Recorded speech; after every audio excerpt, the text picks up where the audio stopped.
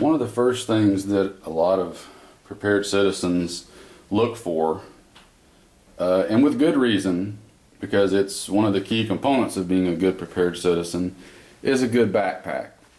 A backpack gives you the ability to carry all kind of different necessary items that you need to have with you. One that many people will gravitate towards and look towards is the old surplus Malice Pack, be it a medium or a large. One of the benefits that people see of that is there are plenty of them out there. They're easy to find. They're usually available at pretty low prices, so it makes it attractive to buyers, especially those on a budget, and that's all good reasons and good points. However, as anybody that's been in the military years ago and actually carried an Malice for very far, it is a good pack, but it does have its deficiencies and shortcomings. One of the primary deficiencies that I've seen has always been the frame. The frame on your typical Malice pack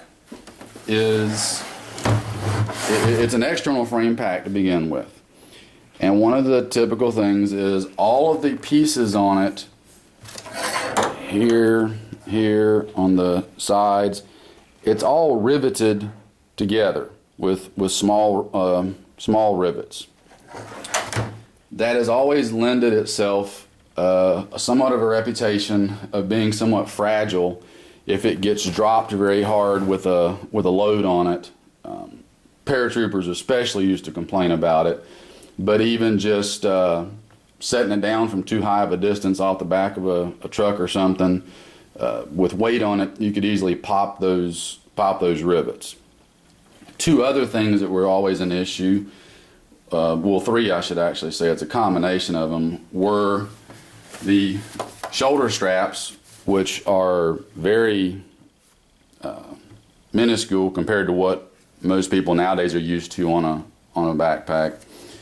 A lot of metal hardware adds weight to it and complexity. They weren't very ergonomic when you would wear them. The insides of the pads right here tended to want to chafe on your neck pretty good. Had a hard time keeping them centered on your shoulders sometimes. Another problem was up top right here, there just wasn't a lot of padding where it rests against the top of your shoulders and neck.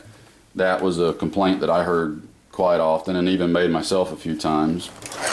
Another problem is the waist belt. It's not very substantial and wasn't always the most comfortable thing in the world. It can be somewhat heavy for what it is for a number of reasons. So people have made do now, and recently companies have come out with some newer frame designs, some polymer frames, that sort of thing, that are supposed to address some of the strengths and weakness issues, I should say, on them, and the weight issue. And I've heard really good reports about them. But me personally, for really putting a load on a pack, I think a metal frame has got a lot of benefits to it. Obviously strength, but secondarily, one of the things that can be of a big benefit of an external frame pack is the ability to lash stuff onto it. When you're attaching things to a pack, typically via the old Malice style webbing, or currently on Molle webbing, it's plenty strong, but you just can't quite cinch things down as tight on webbing on material arrangements as you can directly to a frame. You can take an external frame like this and take some straps and actually hook it onto the frame, wrap it around the pack, and strap stuff down just as tightly as you wanted, and very easily actually overload the pack. But the point being, if you're smart, you can strap stuff onto it and it'll carry a lot of weight relatively comfortably and last a long time. You don't worry about stressing any stitching anywhere or anything like that. Most quality gear is going to have good stitching on the MOLLE webbing attachment points anyway, but the attaching it to the frame just takes it to the next level in our opinion. So in recent events, Tactical Tailor has been doing, for a number of years now, their Malice Pack. It's a modified, upgraded Malice Pack. Instead of being made out of the lighter weight, thinner nylon, they're doing it out of all 1000D Cordura nylon. Instead of all the old metal attachment and adjustment hardware, they're using good Fastex buckles, things like that. And that all gives a really strong pack at some decent weight savings as well. But that still always left the issue of the frame, because the Malice Pack still always went on the regular frame. Well, Tactical Tailor decided to up that game as well, and they now have out a new Malice frame.